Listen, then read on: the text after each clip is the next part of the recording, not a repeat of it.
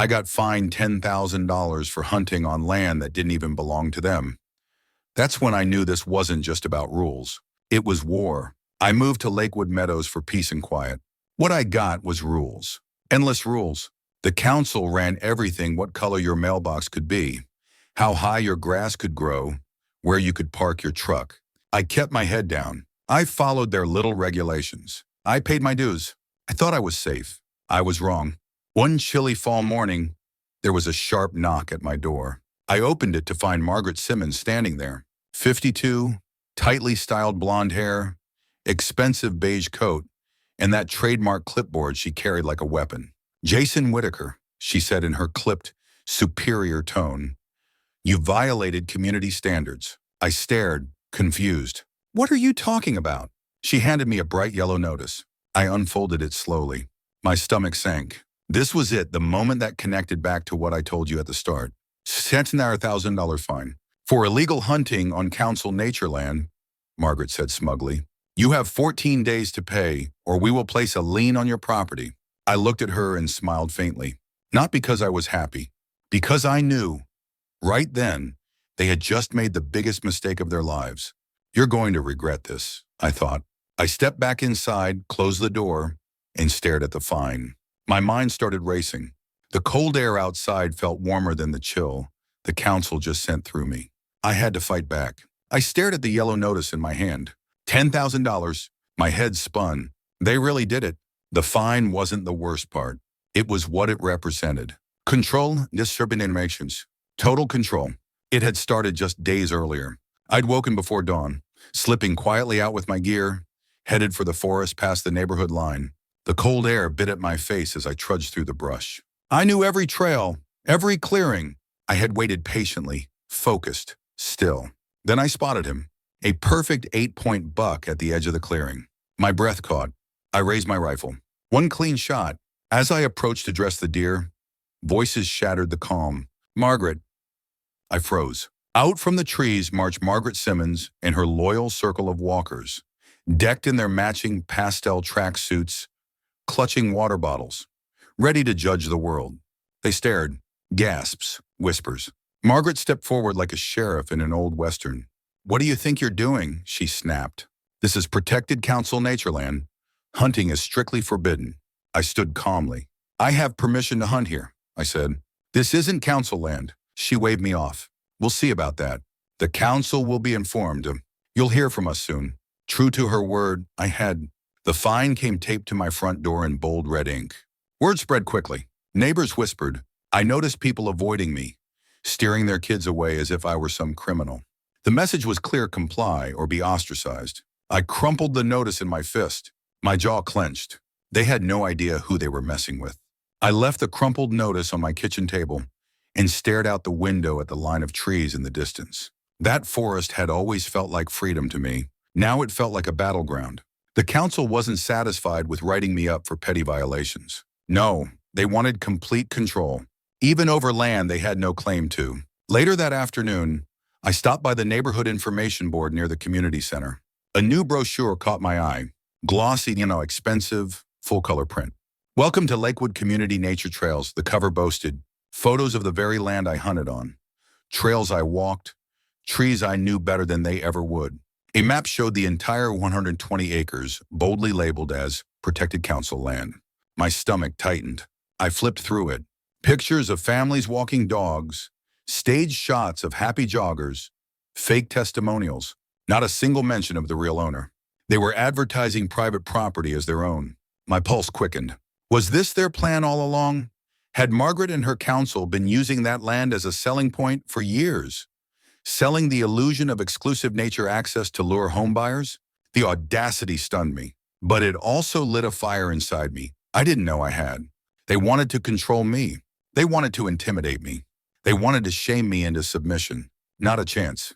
I walked back to my house under the fading light of dusk. Every step I took past those smugly manicured lawns and identical garden gnomes fueled my resolve. I stood on my porch, staring out across the treetops, the wind cold against my face. That's when the thought first hit me. The seed of an idea, a plan so bold it almost made me laugh. "They think they own that land," I whispered. Let's see how they feel when I actually do. As the wind whispered through the tall trees of Lakewood Meadows, my mind drifted back to where it all began. Long before the council, long before the battles yet to come, I had learned what it meant to be patient, disciplined, and free. I was born in Montana, in a small town where everybody knew your name, and you learned early to respect the land. My grandfather, Walter, taught me everything I know about hunting. I was barely old enough to hold a rifle the first time he took me into the woods. Patience. Jason, he whispered that morning, crouched behind a fallen log. The forest doesn't run on your schedule. I remember the feel of the cold air on my cheeks, the crunch of leaves underfoot, the stillness before dawn. I remember how my heart raced when we finally spotted a deer through the pines. I didn't take the shot. I couldn't. I was too nervous. Grandpa just smiled. You'll get it next time. The important thing is you were ready. Those early lessons stuck with me. Hunting wasn't just about pulling a trigger. It was about discipline, respect, and understanding your environment. It taught me patience and self-reliance skills that would shape the rest of my life. After high school, I followed a different kind of calling. 6 years as a firefighter in Redwood Springs, running into burning buildings while everyone else ran out. It was hard, dangerous work, but I loved the sense of purpose. Eventually, my body told me it was time to stop chasing flames. I went back to school and transitioned into cybersecurity. 8 years of staring at screens, tracking threats no one else could see. Rewarding, sure. Exhausting, absolutely. The stress, the constant noise of the city, the endless meetings and deadlines, it all piled up. I missed fresh air. I missed the quiet. I missed the feeling of standing in open land with nothing but wind and sky. That's what brought me to Lakewood Meadows, a small house on Maple Lane, tucked against the edge of the woods. It felt perfect, a place where I could finally breathe again. Or so I thought. At first, Lakewood Meadows was everything I hoped for. Quiet mornings with birdsong, towering pines lining the sidewalks, and neighbors who waved politely but kept to themselves. I thought I had finally found my sanctuary. That illusion didn't last long. It started small. A warning letter for leaving my garbage can out overnight. Then another for my porch light supposedly being too bright for community standards. Next came the grass height notice. According to the council, my lawn had exceeded the acceptable maximum by exactly half an inch. I stared at the letter in disbelief. The letters kept coming. My mailbox was apparently an unauthorized shade of forest green. My truck parked a few inches over the property line violation. I left my garden hose visible from the street. Another violation. At first, I laughed them off. Surely this couldn't be real. But it was. Each note arrived with the same formal tone, printed on crisp white paper, signed the council. I tried to play along. I measured my grass with a ruler. I parked with obsessive precision. I bought a less offensive porch light. I even repainted my mailbox a dull, regulation-approved gray. But the peace I had moved here for started slipping away. I realized I was living under a microscope, a silent army of watchers ready to report me for the slightest infraction. I stopped relaxing on my porch. I stopped leaving tools out for fear of another citation. I became a prisoner in my own home. One day, walking along the neighborhood trail behind my property, I stared at the towering trees and felt the pressure lift slightly. The woods didn't care what color my mailbox was. The wind didn't care if my porch light was too bright. The towering pines didn't issue violation notices. I started spending more time out there, wandering, breathing, thinking. It became my escape, my connection back to something real, something free. I didn't know it yet, but those quiet walks into the woods were the first steps toward reclaiming my freedom. As the neighborhood rules tightened around me, I found myself wandering further into the woods behind my property. The deeper I walked, the lighter I felt. The suffocating grip of regulations seemed to fade among the tall pines and the soft rustle of wind through the leaves. One day, curiosity got the better of me. I checked county property records to see who owned the land. That's when I discovered the 120 acres didn't belong to the community or the council. It belonged to a man named Harold Bennett. Harold was 79, a retired farmer now living out his days quietly in Arizona. I found his number listed and called him. The conversation still makes me smile. Mr. Bennett, I live next to your land, I explained. I was hoping to ask permission to walk it and, with your blessing, to hunt occasionally. There was a pause, then a chuckle. Son, I bought that property decades ago for the peace. I haven't set foot there in years, he said warmly.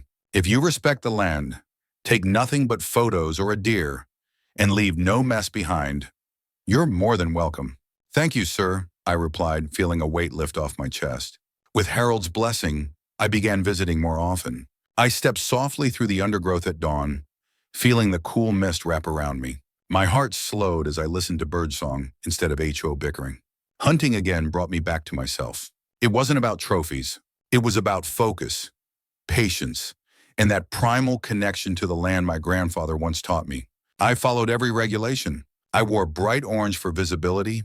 I stayed well away from any homes, and I only hunted during legal seasons. Standing alone in the vast stillness, I finally found what I had moved here for: peace, purpose, and the sense that I could breathe again. I didn't know then that this simple act of hunting, done respectfully and legally, would become the spark that lit the powder keg between me and the council. But I would find out soon enough. The soft wind in the trees whispered around me as I turned and walked home, unaware that the next time I stepped into those woods, my private sanctuary would become the center of a battle I never asked for. I had no idea how soon everything was about to change. I stood on my porch, staring down at the second notice taped to my door. Bright red lettering screamed across the page. Final warning. I almost laughed. Margaret and the council had doubled down. The fine was now $10, $500, citing continued violation of community standards and endangerment of public safety. They claimed I had frightened residents and created an unsafe environment by hunting near the neighborhood. Word spread fast. I noticed the looks. Neighbors pulling their kids close as I walked by. Whispers that stopped when I got near. People who had once waved now crossed the street. I became the outsider, the dangerous one. The council wanted to isolate me, to make an example of me. Margaret's confidence was palpable. I'd seen her parading through the streets with her entourage, clipboard in hand, head held high. She smiled and nodded at everyone, like a benevolent ruler addressing her loyal subjects. I knew exactly what she was doing. She thought I'd fold, that I'd beg for forgiveness, write a check, or better yet, pack up and leave. What she didn't know was that every notice, every cold stare, every smug smirk only hardened my resolve. I kept my routine. I walked the woods, careful to obey every law. I didn't give them an inch. The council posted flyers at the community center and around the neighborhood, warning residents to report any suspicious hunting activity. They even sent an email blast: for your safety and the safety of your families, avoid the wooded areas behind the community until further notice. They were painting me as a menace, a worm, threat, a monster lurking in the trees. Let them. I stared out at the towering pines and let a small smile cross my face. They thought they had me cornered. They had no idea what was coming. The community center buzzed with low murmurs as I stepped through the doors. Heads turned. Conversation stopped. I felt every eye on me. Rows of neatly arranged chairs faced the long table where the council sat. Margaret in the center like a queen on her throne. Her ever-present clipboard rested in front of her. I walked steadily to the back row and sat, ignoring the sideways glances. Margaret tapped her pen against the table. Let's begin, she said. First order of business violation of community standards by resident Jason Whitaker. My name rippled through the crowd. Neighbors whispered. Some leaned in, eager for drama. Margaret's tone was sharp. You've endangered the safety of our residents by engaging in illegal hunting activities within our protected nature preserve. I stood slowly, calm, deliberate. I have documentation, I said, holding up a folder. This is a written statement from Harold Bennett, the legal owner of that land, granting me explicit permission to hunt there. The property lies outside the boundaries of Lakewood Meadows. Gasps. I placed copies of the deed map and Harold's letter on the table. Margaret barely glanced at them. That land has been enjoyed by our residents for years. We maintain the trails. It has effectively become part of our community experience. That does not make it yours, I replied evenly. Council members shifted uncomfortably. I noticed Marcus, the vice president, look away. You are still in violation of the community's standards of safety, Margaret continued, and we will pursue all available remedies. I nodded. You're free to do so, but I suggest you consult a real estate attorney first. Silence. The meeting moved on, but the tension remained thick. I walked out of the building under the cold stares of my neighbors, but for the first time, I felt grounded. I wasn't going anywhere. The battle lines had been drawn. The next day, I walked past the community center on my way home. A new display table had been set up inside the glass vestibule. Out of habit, I stopped to glance. My heart froze. There, under the bold headline, "Coming Soon," Lakewood Meadows Nature Park, lay glossy renderings and full-color brochures, trail maps, proposed playgrounds, picnic areas, benches plans for the very land Harold Bennett owned. They even named it the Margaret Simmons Nature Park. I felt the heat rise in my chest. Flipping through the documents, I saw application forms for city permits, environmental impact studies, fundraiser announcements for donations. It was all so neat, so official, so arrogantly confident. They never asked Harold. They never owned the land, but they had acted as if it belonged to them. The audacity left me stunned. I walked home, my mind racing. I pulled up county records. The land was still registered to Harold Bennett. No lines, no transfers, no claims filed by the HOA or the council.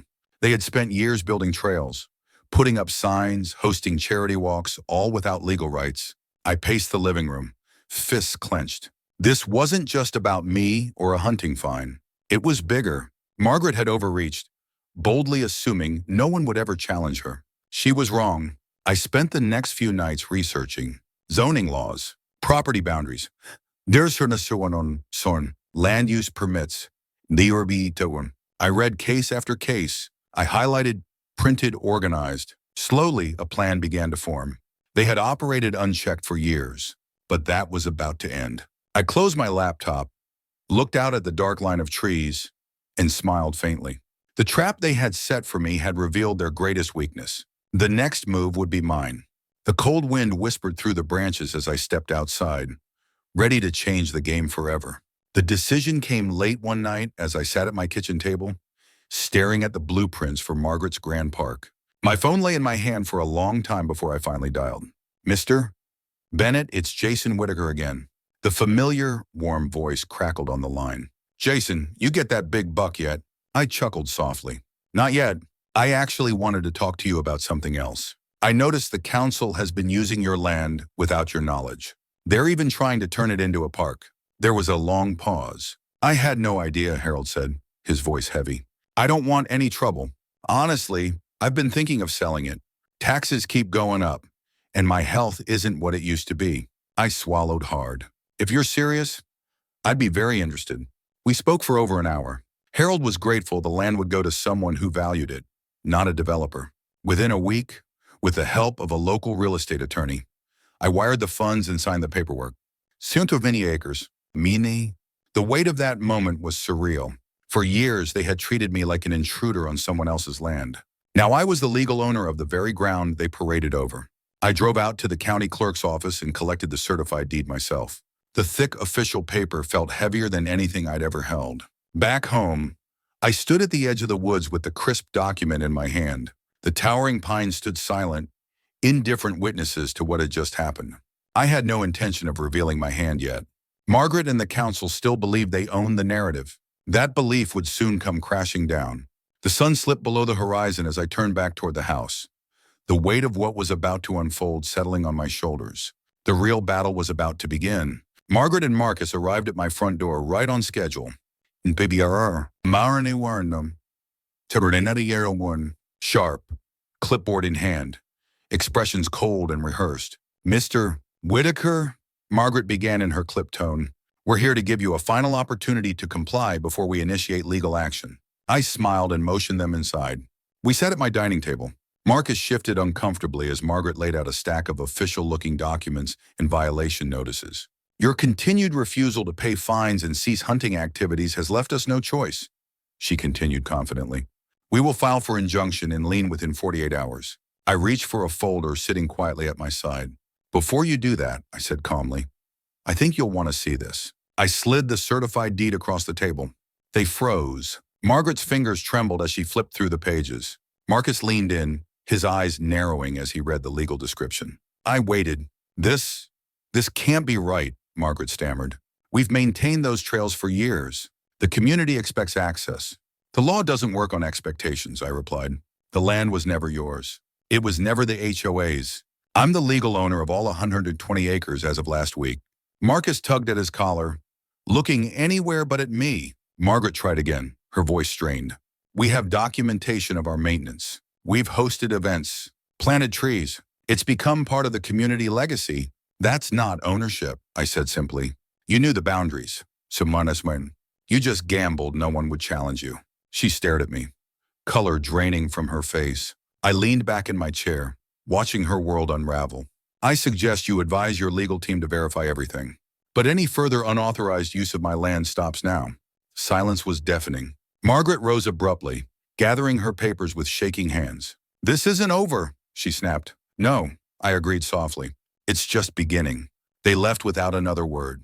I stood by the window, watching their car disappear down the street. The storm was coming, and I was finally ready for it. By the next morning, the news had spread like wildfire. I couldn't walk to my mailbox without feeling the weight of 100 unseen eyes. Curtains shifted as I passed. Conversation stopped mid-sentence. Lawnmowers silenced in my wake. For years, I had been invisible. Now I was the talk of Lakewood Meadows. The whispers came first. Did you hear he owns the land? All of it. Margaret must be furious. I always thought something wasn't right about that park project. There were those who kept their distance, afraid of becoming collateral damage in a fight they didn't fully understand. Neighbors who once waved now gave tight, uneasy nods. Some avoided eye contact altogether, but not everyone. One evening, Robert, a soft-spoken retiree I had barely exchanged words with before, stopped me as I walked my dog. I served on the HOA board a few years back, he whispered, glancing nervously toward the street. Margaret knew that land wasn't part of the community. She told us not to ask questions.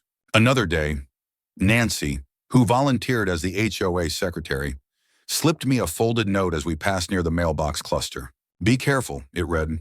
They're scrambling. Margaret's planning something big. Emily Carter, my neighbor and the same woman who had once warned me about the council's overreach, gave me a knowing nod from across her yard.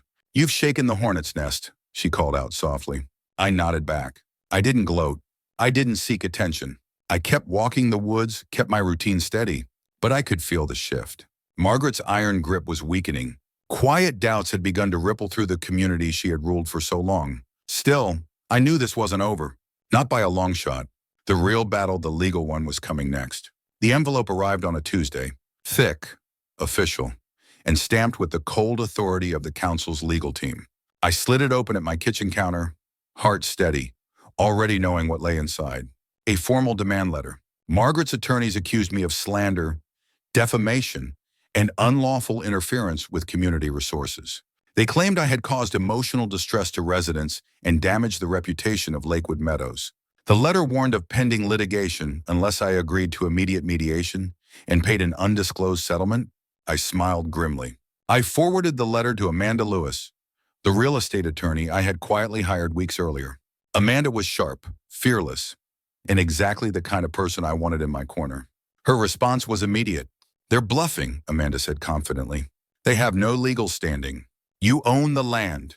They've been using it without permission. Let's make that very clear to them. We drafted a professional response. Calm, factual, unshakable. Meanwhile, Margaret escalated. The HOA issued statements across the neighborhood newsletter and social media, accusing me of selfishly cutting off community access to beloved green space. Flyers were posted at the community center urging residents to stand united against outside threats. I walked through the neighborhood as whispers followed me. Some residents still avoided eye contact. Others nodded quietly, subtle signs of support. Then came the knock on my door. Detective Morgan from the county sheriff's office, accompanied by a uniformed deputy. Mr. Whitaker, the detective asked. We've received complaints about trespassing and public endangerment.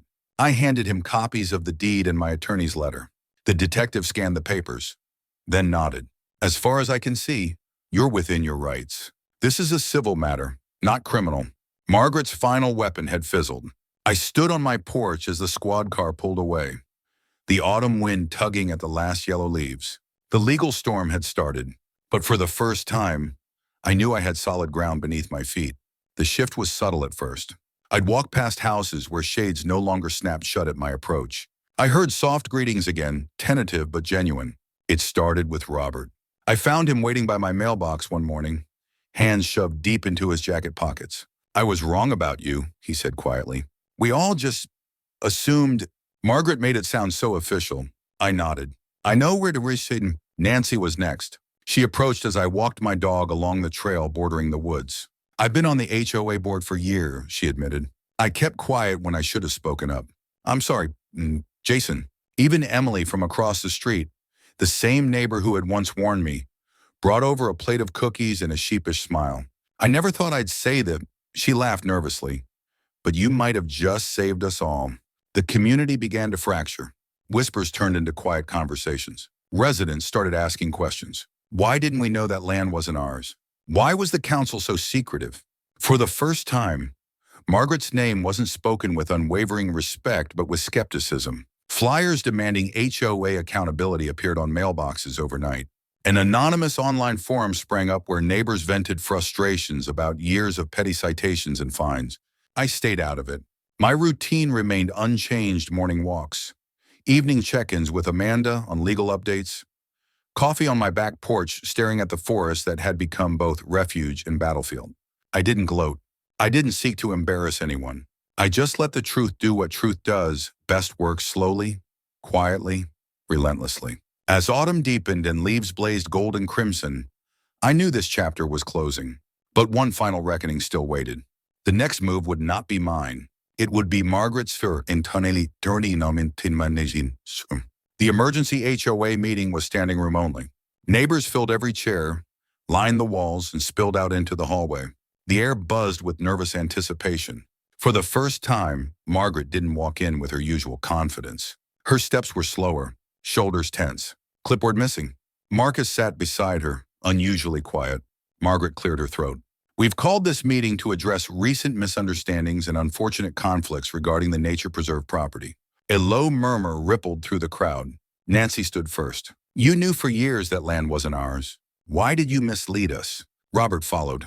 We've paid special assessments for trail maintenance. Where did that money go? More voices joined in. Emily, Sodirum, several others. The questions came faster than Margaret could deflect them. Her polished answers faltered. The once impenetrable wall of her authority cracked before my eyes. I remained silent at the back of the room, watching. At one point, Margaret's gaze found mine. I offered nothing, no smile, no satisfaction, just quiet acknowledgement. I never intended harm, she said finally, voice breaking. I only wanted what was best for the community. An uneasy silence settled. Someone near the front spoke the words that had been hanging in the air all night. I think it's time you stepped down. There were no cheers. No applause. Just resigned acceptance. Margaret gathered her thing, nodded stiffly, and walked out of the room for the last time as HOA president. I stood by the window afterward, watching neighbors slowly drift into smaller groups outside, talking, questioning, reconnecting. It wasn't triumph I felt. It was relief. The truth had spoken for itself. I sipped my coffee on my back porch later that evening, staring out at the silhouette of the woods under the fading light. There was still work ahead, but the healing had begun, and tomorrow would bring the next step. The neighborhood felt different. Gone was the tension, the clipped greetings, the undercurrent of fear. In its place came cautious optimism. Within weeks of Margaret's resignation, an emergency election was held. Sarah Johnson, a level-headed school teacher known for her fairness and compassion, was voted in as the new HOA president. Her first act: transparency. Sarah called for an open community meeting under the tall oaks near the community center. No agendas, no lectures, just conversation. I stood quietly at the back as neighbors voiced frustrations, shared ideas, and began to heal. When the discussion turned to the trails, all eyes shifted to me. Sarah approached with a warm, steady gaze. Jason, she said, no one is asking for special treatment. We respect your rights. But if there's any way the community could continue to walk the trails under your terms, we'd be grateful. I paused. The forest had given me peace when I needed it most. It had taught me patience, discipline, and resilience. I'm open to it, I said finally. But it must be done properly, this time with respect for property lines, conservation rules, and a formal agreement. A wave of relief swept through the crowd. Over the next month, I worked with Sarah in a small committee to draft a simple, clear agreement: limited trail access during daylight hours, no structures or modifications without my approval, and a shared responsibility for trail upkeep. It wasn't about control. It was about balance. Signs were posted politely at access points explaining the arrangement. Rules were clear but fair. Slowly, the community adapted. Children laughed along the paths again. Dog walkers waved as they passed. I nodded back. For the first time since I moved to Lakewood Meadows, I felt what I had been searching for all along: respect, coexistence, and genuine community. As I sipped my coffee, watching morning joggers in the distance, I knew the story wasn't over. The real journey, the true evolution, was about to begin. The transformation was gradual but undeniable. Lakewood Meadows, once defined by rigid rules and silent fear, had found a new rhythm. Weekend mornings brought families out to walk the trails, kids racing ahead while parents chatted comfortably behind them. I often watched from my porch, coffee in hand, as groups carried bags for litter pickup or trimmed back overgrown branches together. The shared responsibility was unspoken but understood. HOA meetings were no longer dreaded obligations. Under Sarah's guidance, they became collaborative forums where residents debated ideas, voted on proposals, and held open Q&A sessions. For the first time, voices that had long been silent were now heard.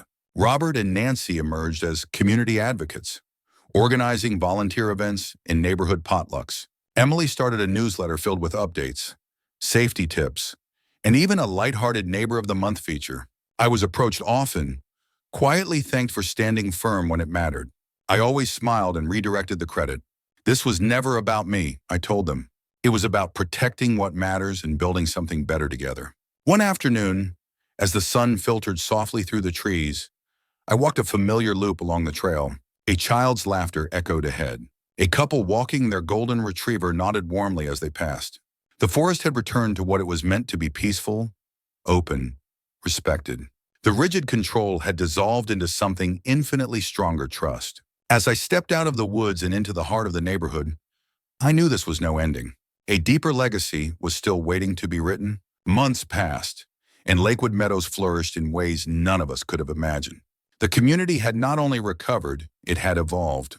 Neighbors greeted each other warmly, children played freely, and the oppressive fear of arbitrary rules was a distant memory. I often walked the trails, feeling the serenity that had once drawn me here. What started as a personal battle had transformed into a shared victory. Sarah approached me one day near the trailhead. "Jason," she said, "we've been talking as a board. We want to create something lasting out of all this." I listened as she explained the idea: a scholarship fund to support local students pursuing studies in ethics, leadership, and community service. A way to honor the lessons we had all learned. I smiled. "I think that's a perfect idea." We named it the Harold Bennett Community Leadership Scholarship, after the man whose land and quiet integrity had started it all.